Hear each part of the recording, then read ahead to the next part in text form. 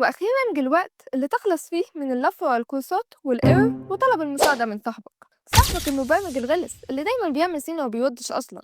جه الوقت اللي تعرف أقوى موقع هيساعدك لو أنت مبرمج، سواء أنت مبتدئ أو عندك خبرة، وهو ستاك اوفر فلو. ستاك اوفر فلو مش مجرد منتدى برمجي بيساعدك انك تعمل مشروع، لا ده بيضم ملايين المبرمجين حول العالم، ايد واحده ودماغ واحده. تخيل قابلك ايرور وانت مش عارف تحله، هناك تقدر تعرض مشكلتك وهتلاقي الف اجابه، لان طبيعي يعني مشكلتك قابلتهم قبل كده، ما انت مش هتعيد اختراع العجله من الاول. ده غير خبرتك الكبيره اللي بتكتسبها وانت بتتصفح مشاكل المبرمجين التانيين او تشوف اجاباتهم وتفكيرهم. ده غير طبعا مجموعه من البلاتفورم والاكواد الجاهزه اللي تقدر تستعين بيها في مشاريعك. طب ازاي تقدر تتعامل مع ستاك اوفر فلو؟ الموضوع بسيط جدا. اولا انك تكتب مشكلتك في خانه السيرش، زي مثلا how to create function in Java. لو ما لقيتش اجابه ساعتها تقدر تعمل حساب وتكتب انت مشكلتك عشان تنتشر على الموقع وسط ملايين المبرمجين حول العالم. انت اكيد عارف ان ايد لوحدها ما بتسقفش، لكن اتنين بيسقفوا. تخيل بقى ملايين الايادي مع بعض. لو انت مهتم بمجال التكنولوجيا والبرمجه يبقى ستاك اوفر فلو هو مكانك الصح اللي لازم تكون موجود فيه. تقدر دلوقتي تدخل على المنتدى وتبص عليه، ولو عجبك او ما عجبكش ما تنساش تدعم عصابتنا بلايك